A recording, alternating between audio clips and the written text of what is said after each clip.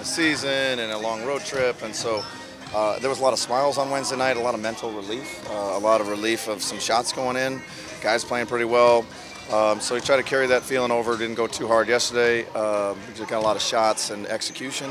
And then today went a little bit more live, similar to what we did on Tuesday, just so you keep your timing, keep our positivity up, and try to play as fast as we can tomorrow night. How unique is a challenge of facing a point guard like Ben Simmons, and how do you go about trying to match up with a guy that's? It's tough. You just try to give them different looks and put different guys on them at different points, and they've seen a lot of the schemes and having gone through the league now a couple times and of what teams are trying to do to them, but they play well off of each other. With Embiid and J.J. Redick in action, and certainly Jimmy Butler coming back is good for them too. I hope everyone already asked this, but you guys have had a little bit of success against them in previous matchups.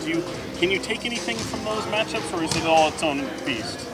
I think just try to play as fast as we can. Try to get up and down the floor. We're looking forward to a sellout crowd, and we're enjoying being home and a good feeling of being at home.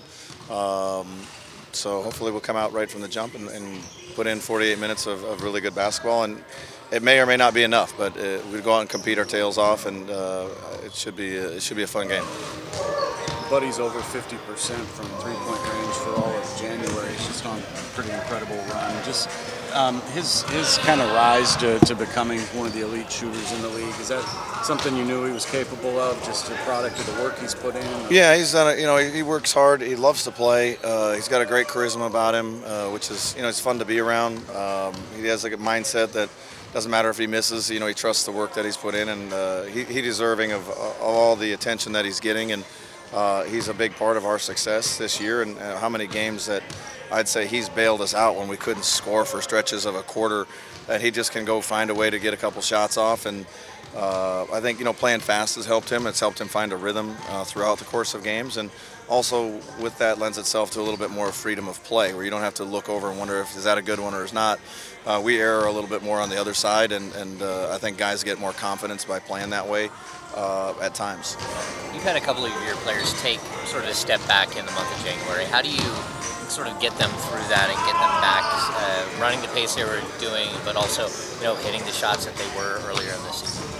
Yeah, I mean it comes and goes. I mean I think people are who they are, whatever their average is. So if they're over, you think that's great, and is that who they are? We're all human beings, and our performances we can almost now track mathematically, right, by all the analytics guys. But I just try to encourage guys, trust your work that you've put in. I have a lot of confidence in you. I know your teammates have a lot of confidence in you. We have good, positive talk in our locker room.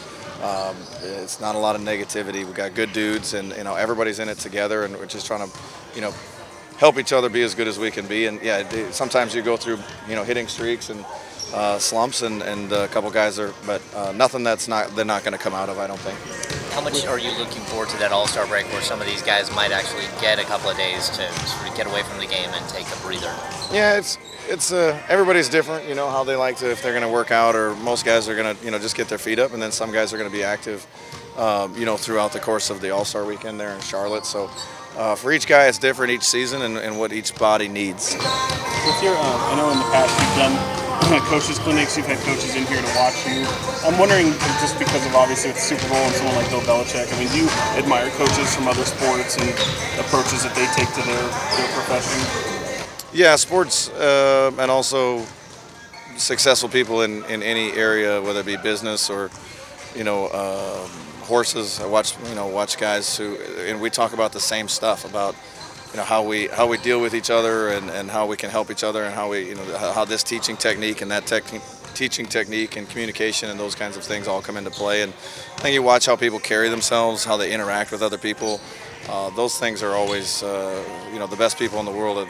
They're good for a reason, besides the fact that they're extremely talented.